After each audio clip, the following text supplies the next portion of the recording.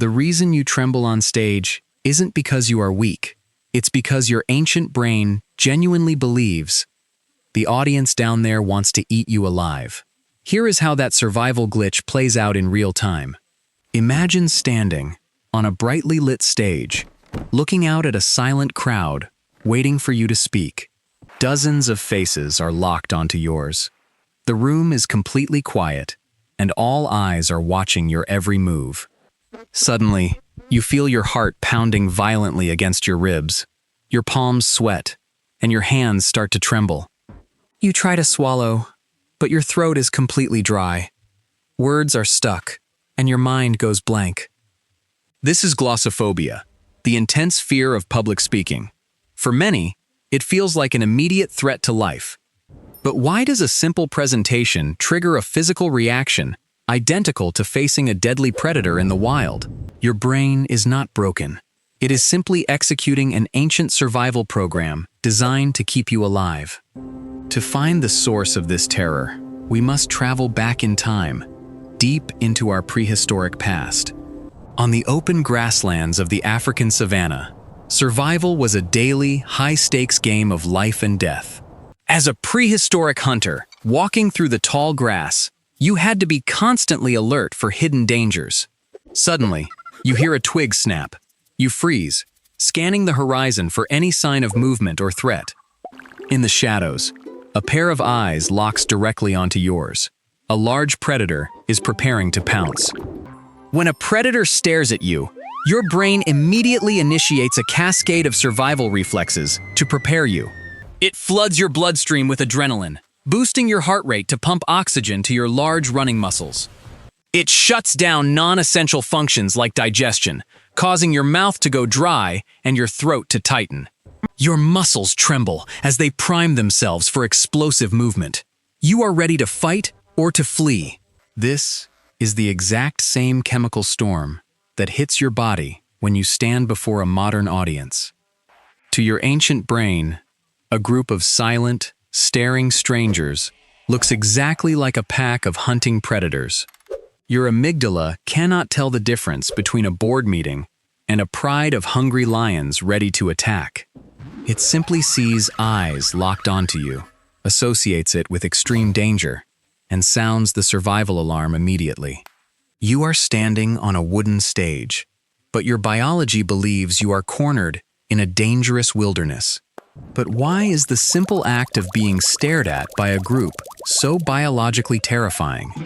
In the animal kingdom, a direct, prolonged stare is never a friendly greeting. It is an act of aggression.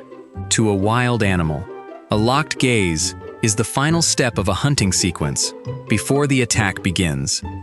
We evolved a highly specialized neural network in our brain called the gaze detection system. This system operates on a hair trigger, constantly scanning our peripheral vision for eyes looking at us. If it detects even a single pair of eyes locked onto yours, it instantly shifts your brain into high alert. Now, imagine multiplying that threat by 50 or 100, a whole crowd of eyes locking onto you. To your primitive brain, this is not a group of polite listeners. It is a coordinated target lock. This is why your body prepares for a brutal physical fight, even when you only need to speak. But the fear of public speaking is not just about predator eyes. It is also deeply rooted in the tribe. To survive, in the harsh Pleistocene epoch, our ancestors had to stick together in close, cooperative tribal bands. Hunting large beasts like mammoths required a high level of coordination and absolute trust among the hunters. Sharing scarce water, dry firewood, and night watch responsibilities allowed early humans to survive where others perished. A single human, exiled from the tribe, was immediately vulnerable, facing a swift death sentence in the wilderness. Therefore, we developed a powerful evolutionary mechanism, a deep biological fear of any form of disapproval. We had to constantly monitor how others viewed us, modifying our behavior to maintain our group membership. Your ancient brain constantly runs a social radar, tracking every nod, frown, or yawn from the group. Neuroscience shows that social rejection activates the exact same neural pathways in the brain as physical pain. When you are rejected, your brain registers it as if you had received a serious bodily injury. This physical pain alarm was an early warning system, screaming, "Reconnect with the tribe or you will die." Your standing in the tribe also determined your access to the best food, prime shelters, and potential mates. Losing social status was a major biological threat, reducing your overall chance of survival and reproduction. This is why standing in front of an audience to be evaluated triggers such an extreme level of fear. Biologically, your instincts view the eyes of the audience as a jury, deciding whether you stay or get exiled. The modern presentation stage is essentially the same as standing before a council of elders in a cave. The modern speaker sweating under the bright spotlight is simply a caveman pleading for his social survival. We fear making a mistake in front of a group because our DNA remembers when mistakes meant exile. This ancient tribal pressure is the invisible weight pressing down on your chest whenever you step forward. It is not a weakness. It is a highly conserved evolutionary design that kept your ancestors alive. By understanding this, we can begin to see that stage fright is not a personal failure at all. In our ancient tribes, social hierarchies were small, transparent, and relatively easy for a hunter to understand. But today, we stand before hundreds or even thousands of strangers, a scale our brains never evolved to handle. We are speaking to crowds larger than our ancestors ever encountered in their entire, multi-generational Stone Age lifetimes. This massive mismatch between ancient design and modern environments is what sends our nervous system into panic. When a student speaks in a school auditorium, their biology registers the massive group as a global threat. When an employee presents to a large corporate board, their body reacts as if facing hostile tribal chieftains. The physical symptoms of panic are simply the old survival software firing in a totally mismatched environment. What are the exact biological gears turning inside your body when this ancient panic alarm goes off? Let us zoom in on the chemical floodgates that open when your brain senses a crowd staring. We will look at how adrenaline, cortisol, and the nervous system coordinate to hijack your voice. By tracing the chemistry, we can understand why our bodies seem to work against us on stage. The moment your brain senses the audience's gaze, a small almond-shaped region called the amygdala fires an alert. This alert immediately triggers your hypothalamus, the master command center for all chemical stress responses inside your body. It sends electrical and chemical signals down to your adrenal glands, which sit right on top of your kidneys. These glands instantly flood your bloodstream with adrenaline, the chemical fuel that powers the ancient fight-or-flight response. Adrenaline forces your heart to beat faster, preparing your body to run or fight for its very survival. It constricts blood vessels in your skin and digestive organs, redirecting oxygen-rich blood into your large leg muscles. Because blood is redirected to your thighs and chest, your fingers and toes go cold, numb, and start shaking. To conserve energy, the brain shuts down saliva production, leaving your mouth dry and making it difficult to swallow. Your throat muscles contract to protect your windpipe from damage, a reflex that makes your voice sound tight. This muscle tension squeezes your vocal cords, raising the pitch of your voice and making it tremble uncontrollably. At the same time, your pupils dilate, an ancient adaptation designed to let in light to spot hidden predators. But under bright modern lights, dilated pupils cause tunnel vision, making it hard to read your own notes. Soon after adrenaline peaks, a second hormone, called cortisol, floods your brain to help maintain high alertness. While cortisol keeps you alert, it temporarily shuts down the prefrontal cortex, the brain region responsible for active memory. This is why your mind suddenly goes blank on stage. The chemical flood has blocked your memory recall. When you feel these intense physical symptoms, it is easy to assume that your body is failing you. In reality, your body is executing a flawless survival protocol. The system is working exactly as it was designed. The only problem is that you are trying to give a speech, not run away from a tiger. Every symptom that makes public speaking difficult would save your life if you were facing a real wild animal. Cold fingers do not matter when running, and a dry mouth prevents choking while sprinting for your life. Tension protects your throat from animal bites, and dilated pupils help you navigate through a dark forest. The heavy sweat dripping from your brow is designed to cool your body during a long, exhausting run. Every single gear of this survival machine is synchronized to keep your prehistoric ancestors from being eaten alive. But on a modern stage, this intense survival preparation feels like a self-sabotaging trap that we cannot escape. You are trapped in a biological contradiction, trying to stand still while your body screams at you to run. This conflict between conscious intent and ancient biology is the true source of your public speaking panic. By understanding this chemistry, we can stop blaming ourselves and start working with our biology instead of fighting it. We can learn to reassure the ancient survival system that we are safe, dialing down the panic response. But first, we must examine the mental traps that amplify this alarm, starting with a powerful cognitive bias. We will look at how we overestimate how much the crowd is actually focusing on our minor mistakes. This is known as the spotlight effect, a psychological illusion that makes the stage feel 10 times larger. Let us explore how our social instincts create this illusion and how to break free from its grip. The spotlight effect is a powerful cognitive bias where you believe everyone is watching and judging your minor mistakes. In a famous psychological study, researchers made participants wear a highly embarrassing t-shirt in front of a group. The shirt wearers estimated that 50% of the group noticed the shirt. In reality, only 20% did. We consistently overestimate how much attention other people pay to our appearance, our actions, and our speeches. But why did our ancestors evolve such a highly sensitive, self-conscious bias in the first place?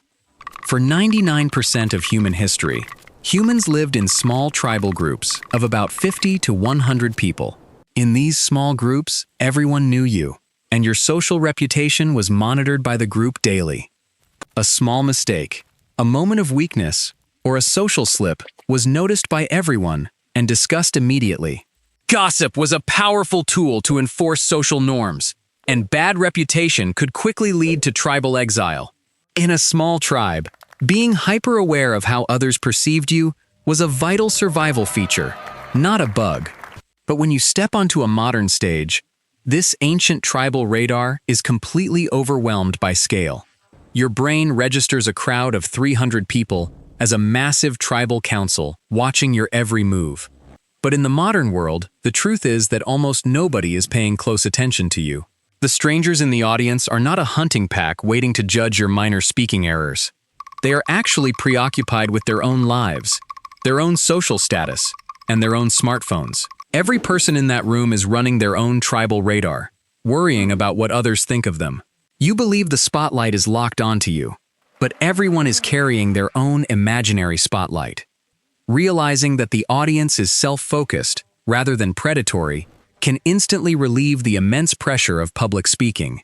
If you stutter or forget a word, the audience will forget it within a few seconds. In fact, most audience members are secretly rooting for you to succeed, feeling empathy for your nerves. They feel their own mirror neurons firing, imagining themselves on the stage, and want you to do well. Public speaking is not a fight for survival. It is an act of cooperative sharing with your group. You are sharing valuable information, which is a highly positive tribal activity that strengthens the group's bonds. When you reframe speaking as sharing food rather than defending against predators, your brain calms down. Instead of looking inward at your symptoms, you can shift your attention outward to the audience. This simple shift in perspective signals your amygdala that there is no immediate threat to your life. Your heart rate slows, your muscles relax, and your memory pathways begin to open up again. By shifting your focus from self-defense to helping others, you deactivate the ancient predator survival response entirely. The harsh red spotlight of judgment transforms into a warm, inviting campfire of shared tribal storytelling. You are no longer a cornered hunter. You are a storyteller, sharing wisdom around the tribal fire. What are the practical, biological hacks we can use to calm our bodies before stepping on stage? Let us look at 5 concrete rules to reset your fight-or-flight alarm system in real time. Rule 1. Reframe the tribe. Stop seeing hungry predators. Start seeing cooperative hunting allies. Look at the crowd. Actively tell your nervous system that these people want to cooperate. Rule 2. The physiological sigh. Double inhale through the nose, then one slow, deep exhale. This breathing pattern forces your vagus nerve to slow down your heart in 10 seconds.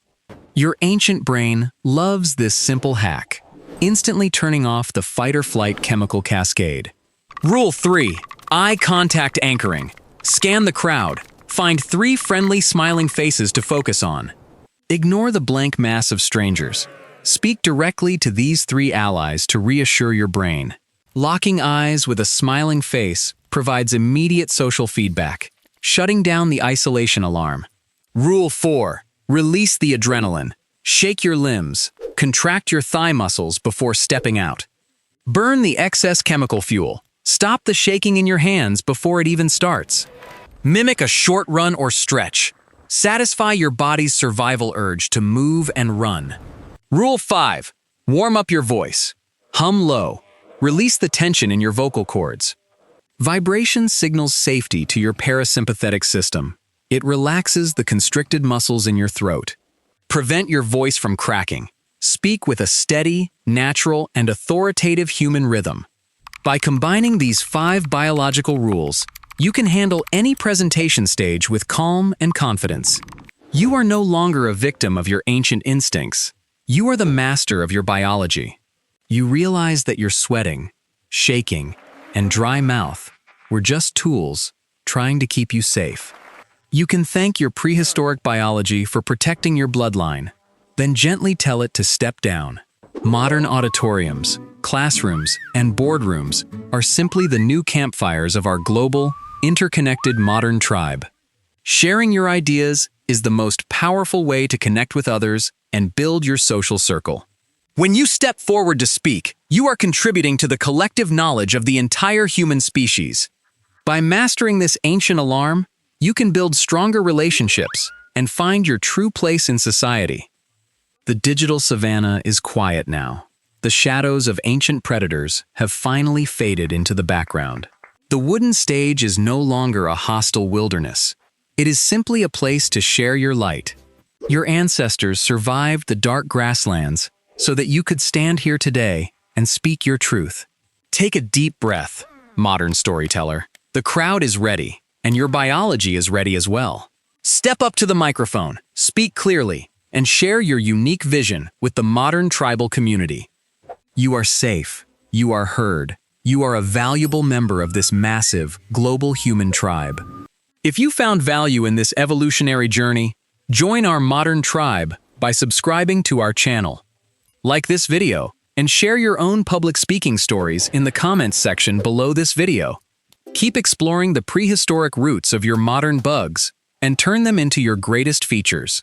Until next time, modern hunter, step forward, speak your mind, and remember that you are never alone.